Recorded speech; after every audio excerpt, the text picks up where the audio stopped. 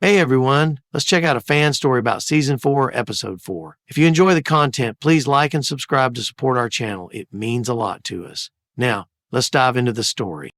Tabitha sat quietly by the window, her eyes distant and clouded with sadness. The weight of Jim's death still hung over her, an ache she couldn't escape. Every moment, her mind lingered on the loss, replaying the memories of him in her thoughts. She hadn't been able to stop thinking about him, wondering how things might have been different if he were still here. Question is, how the fuck did all that happen if he were still here? Oh. Suddenly, Boyd spoke, breaking her train of thought. Boyd decided to stay at Tabitha's house for the night, the weight of the monster's growing aggression making him feel unsafe alone. As he entered, the warmth of the house comforted him, but his mind remained restless.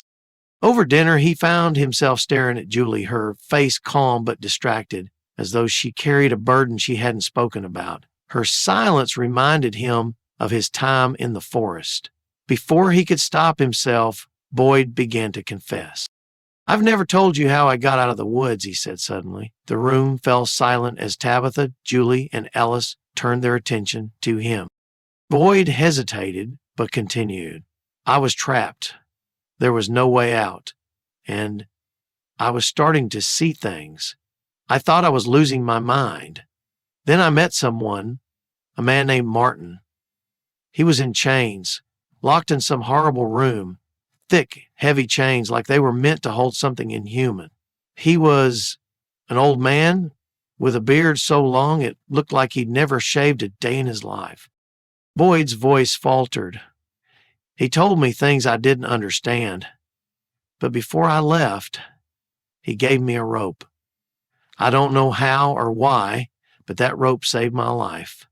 Without it, I wouldn't be here." Julie's fork clattered to her plate. Her hands trembled as she looked at her mother. "What did you say his name was?" she asked, her voice barely above a whisper. "Martin," Boyd repeated. Julie's face went pale. "Mom, I think I met him too." Boyd stared at her, confused.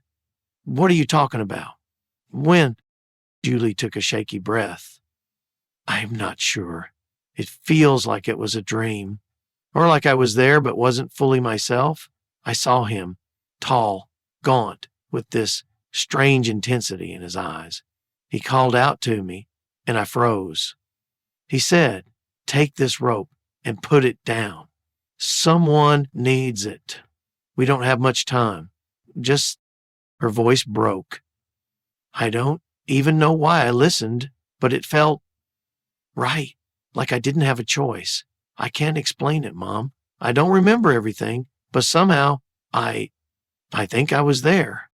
Boyd leaned forward, his heart racing. "Are you saying you're the one who threw the rope down for me?" Julie shook her head, her expression conflicted. "I don't know. I don't even know if it was real. It's like I was part of something, but the details won't stay in my mind." Tabitha put a hand on her daughter's shoulder. "Julie, what else did he say?" Julie looked up, tears in her eyes. "He said, 'This isn't the first time, and it won't be the last.' What does that mean? Am I living two lives?" How did he know what was happening to Boyd? Boyd and Julie exchanged a look of mutual confusion and fear. It was as if their experiences had been orchestrated by forces beyond their comprehension, pulling them into a web of overlapping lives and events. Tabitha, ever the pragmatist, tried to piece the puzzle together. If Martin knew what was happening to both of you, maybe he's connected to this place in a way we don't understand. Maybe he's not just a victim. Ellis, who had been silent until now, spoke up. "If he gave Dad the rope and told Julie to place it, then he's been moving pieces on a board we can't even see. What does he know about this place?" Boyd clenched his fists. "I don't know, but if I ever see him again, I'm going to get some answers." Later that evening, Boyd wandered into the basement where Tabitha had been cataloging artifacts left behind by previous residents. His eyes fell on the tattered book they had found earlier, filled with pages of handwriting from people who had lived and died in Frumble. Flipping through the pages, Boyd stopped suddenly. One entry stood out to him. The handwriting was almost identical to his own, and the words described a life eerily similar to his. The entry spoke of survival in the woods, encounters with shadowy figures, and the taste of a stew that Boyd could vividly remember from his first weeks in Fromville. "It's not possible," he muttered, his voice barely audible. "What is it?" Tabitha asked, coming down the stairs. Boyd looked at her, his face pale.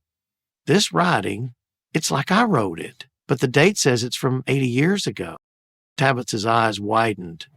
"You think you've been here before?" Boyd shook his head, his mind reeling. "I don't know, but this place, it doesn't just trap people. It twists time or memories or something. What if we've all been here before, living the same lives over and over?" Upstairs, Julie sat by the window, staring into the darkness. Her encounter with Martin replayed in her mind, alongside her Boyd's story. She whispered to herself, "If I've lived this before, why can't I remember?" Suddenly, a soft tap came at the window. Julie turned sharply, her heart pounding. The rope she had given to Martin lay coiled on the windowsill, as if returned to her by unseen hands. What does the rope signify? Who is Martin really? And how are Boyd and Julie's lives connected across time? Stay tuned for episode 5.